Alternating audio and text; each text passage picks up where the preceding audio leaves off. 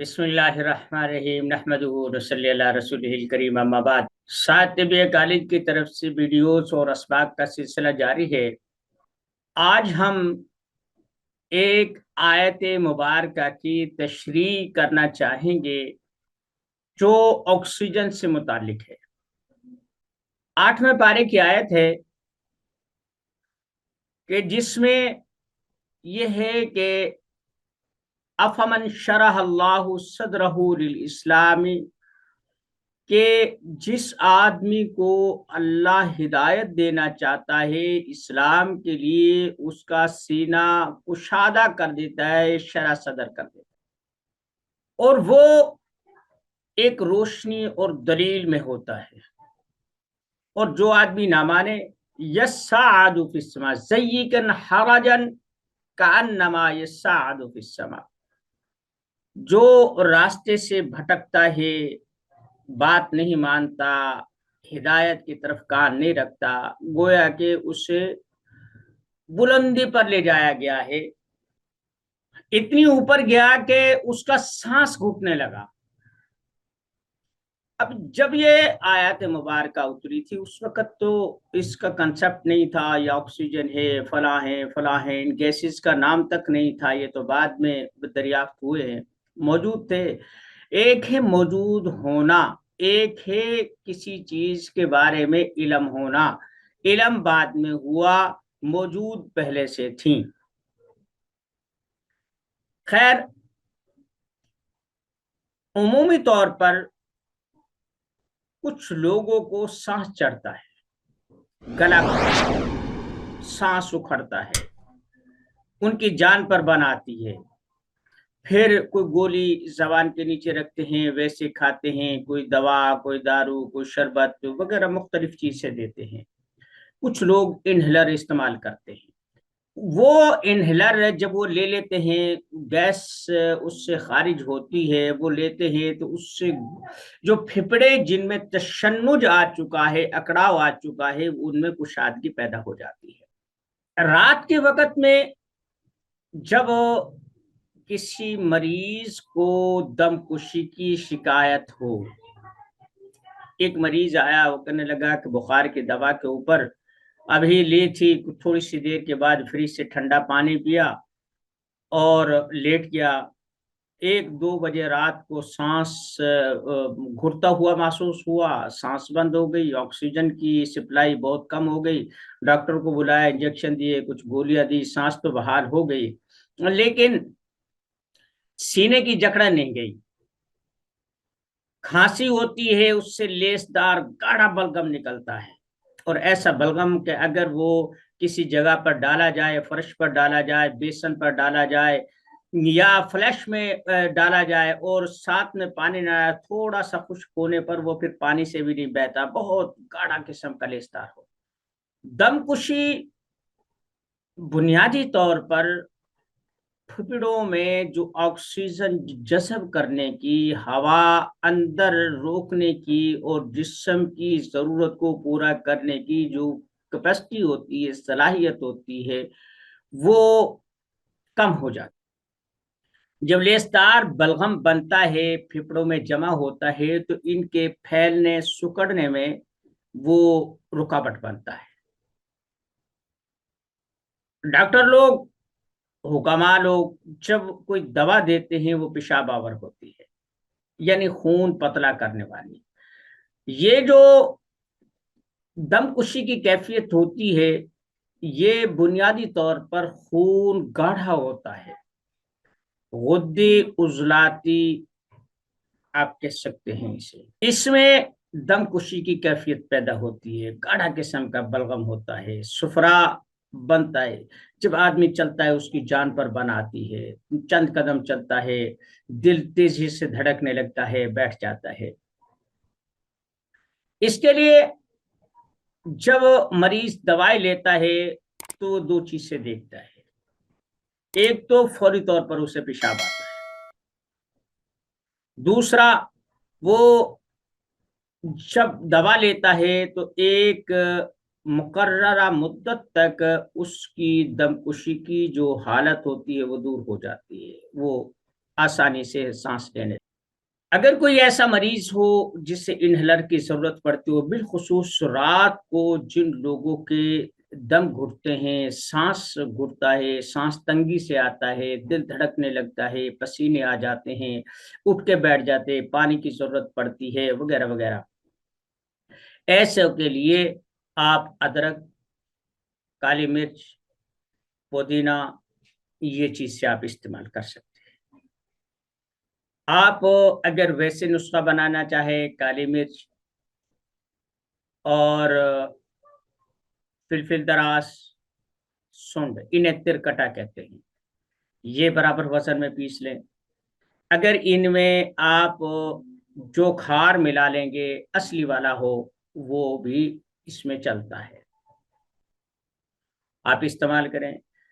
दमकुशी वाले के लिए बेहतर ये है जिसका बलगम गाढ़ा हो चुका हो, खून गाढ़ा हो चुका हो, सांस लेने में दुश्वारी हो, ये जो ये पसलियां हैं ये दर्द करने लग जाए सांस लेते लेते, और खांसी होती है, उसमें बहुत कम मवाद निकलता है। जब वो कुछ लेसदार मवाद निकल जाए जो बिल्कुल गाढ़ा पीले रंग का होता है, तो मरीज को कुछ सुकून मिलता है। इसके आप ये जो एक तिर्याक टीबी था साबर मुल्तानी रहमतुल्लाह अलैह का, यानी हल्दी लें और उसमें हल्दी के अगर 8 या 10 हिस्से हों तो एक हिस्सा उसमें आग का दूध मिला लें, उससे खूब रगड़े, जो वो बिल्कुल यकजान हो जाए, रगड़ने में मुबालगा करें ताकि वो चीज यकजान हो जाए, उसके कैप्सूल भर ले, वो देने से भी गाढ़ा बलगम जो है वो खारिज हो जाता है, भूख भी खुल जाती है, पसलियों की जकड़न भी दूर हो जाती है, और जो कब्ज की कैफियत होती है वो भी खत्म हो जाती है इससे। और ये जो कैप्सूल होते हैं ना, जो औरतों को हद से ज्यादा माहवारी आती है उन्हें भी ये फायदा देता है। यानी जिस्म में जहाँ कहीं कोई रुकावट पैदा हो जाए, गांठें पैदा हो जाएं, और अंदरूनी तौर पर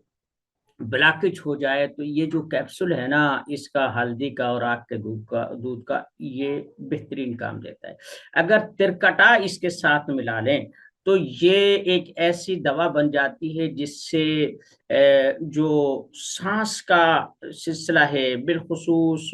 जिनका दिल घबराता है, कुछ लोग कहते हैं कि दिल की नालियां बंद हो रही हैं, वेनें बंद हो रही हैं, उन्हें भी ये बहुत फायदा करता है, सांस बहाल हो जाता है।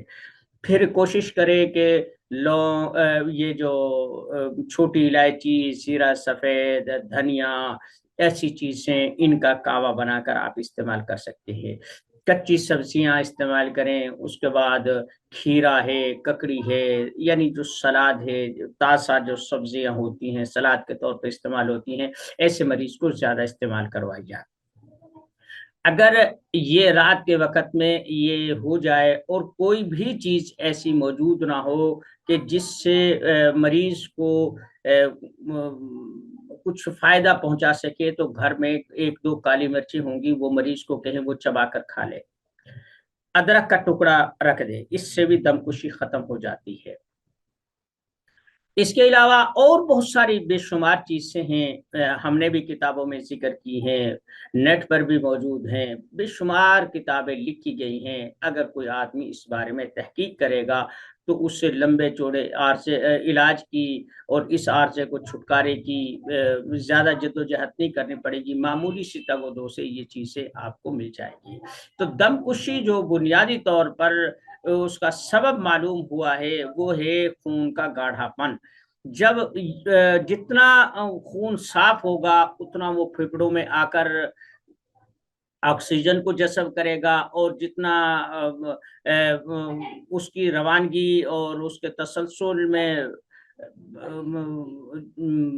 कोई वक्फा ना होगा,